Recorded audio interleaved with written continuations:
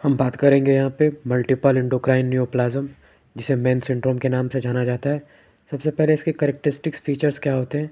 तो इसके characteristics features ये होते हैं कि ये जो मेन सिंड्रोम होता है ये बाइलेटरल होता है, एग्रेसिव होता है और यंगर एज ग्रुप के पेशेंट में ज़्यादा देखने को मिलता है।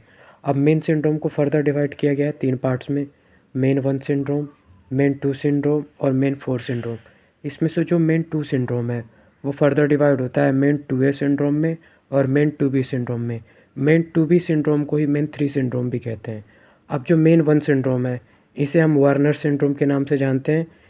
ये किस कारण से होता है? तो mutation in the M MEN 1 gene, MEN 1 gene के अंदर म्यूटेशन हो जाता है जो कि क्रोमोसोम 2 पे लोकेटेड होता है, तो उसके कारण हमें मेन 1 सिंड्रोम देखने को मिलता है। अब मेन 1 सिंड्रोम के क्लिनिकली फीचर्स क्या हैं? तो इसमें लीजन देखने को मिलेंगे। लीजन में हमें 3 P याद रखना है। पहला प्यूटिट्री, पी से प्यूटिट्री। प्यूटिट्री के अंदर क्या मिलेगा हमें?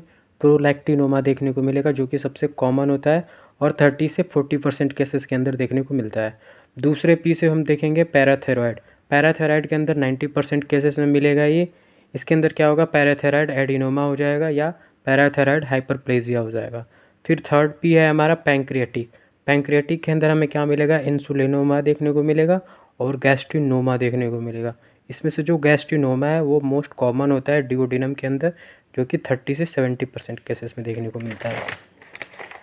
मेन 1 सिंड्रोम हो गया। अब हम देखेंगे मेन 2 सिंड्रोम के बारे में। तो इसमें से जो मेन 2 सिंड्रोम होता है, मेन 2 सिंड्रोम को हम सिपल सिंड्रोम के नाम से जानते हैं। इसमें क्या होता है? गेन होता है फंक्शन म्यूटेशन का, रेट जीन जो होता है उसका म्यूटेशन हो जाता है जो कि क्रोमोसोम नंबर 10 पे लोकेटेड होता है। उसके बाद हम देखेंगे क्लिनिकली जो 2 पीस, और इसमें एक में आता है हमें याद करने के लिए, क्योंकि इसमें मेन 2 सिंड्रोम के लिए जो 2A है इसमें 2 P याद रखना है और एक M याद रखना है, जिसके अंदर क्या होगा? एक P से तो हो जाएगा हमारा फियोक्रोमोसाइटोमा, एक से हो जाएगा हमारा पैराथायरॉयड और एक से हो जाएगा M से हो जाएगा हमारा medullary carcinoma of thyroid. Pheochromocytoma में क्या मिलेगा? फियोक्रोमोसाइटोमा में 40 से 50% केसेस होता है, बायलेटरल और एक्सट्राएडनल होता है। पैराथायरॉयड में 10 to 20% केसेस होता है। मेडुलरी कार्सिनोमा थायरॉयड जो है 100% केसेस में होता है। इसमें बायलेटरल कैल्सिटोनिन मार्कर देखने को मिलते हैं जो कि पैराफोलिकुलर सिस्टम से आते हैं। फिर नेक्स्ट है हमारा मेन 2B सिंड्रोम। हमने बात करी थी कि जो मेन 2B सिंड्रोम होता है उसी को मेन 3 सिंड्रोम भी कहते हैं। इसमें भी क्या होता है कि रेट जीन होता है, जो RET जीन के अंदर म्यूटेशन हो जाता है जो क्रोमोसोम नंबर 10 पे लोकेटेड होता है। हमारा इसके क्लिनिकल फीचर्स क्या है? फियोक्रोमोसाइटोमा के जो क्लिनिकल फीचर्स हैं जो हमने यहाँ पे बात करी थी, फियोक्रोमोसाइटोमा के क्लिनिकल फीचर्स हैं 5M। सबसे पहले मार्फेनॉइड बॉडी देखने को मिलेगा हमें। फिर जो है म्यूकोसल गैंग्लियन न्यूरोमास देखने को मिलेगा। मेडुलरी कॉर्नियल नर्व फाइबर्स देखने को मिलेंगे।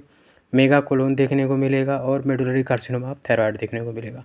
लास्ट हम बात करेंगे मेन 4 सिंड्रोम के अंदर। अब मेन 4 जो सिंड्रोम है इसके अंदर हमें म्यूटेशन देखने को मिलेगा CDKNIB जीन के अंदर, जो कि प्रोड्यूस करता है P27 को रिड्यूस कर देगा ये। फिर इसको हम मेन X सिंड्रोम भी कहते हैं और इसका क्लिनिकल फीचर होता है main 1 syndrome plus genito urinary tumours दोनों एक साथ मिलके मेन 4 सिंड्रोम बनाते हैं। Thank you.